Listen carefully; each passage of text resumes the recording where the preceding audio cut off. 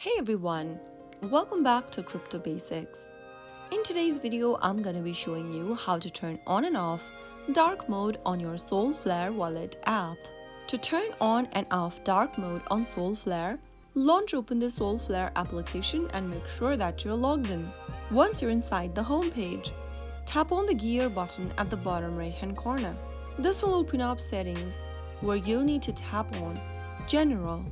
Under General, tap on Theme. Now you have three different options. If you select Dusk, you will change your theme to dark mode. If you select Eclipse, the theme will change more darker. Select Ultraviolet and you will be able to see a hint and touch of color for your background. You can change the setting anytime you want by getting to this location and choosing one of these options.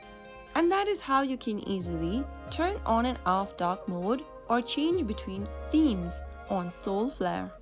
I hope the tutorial was helpful to you.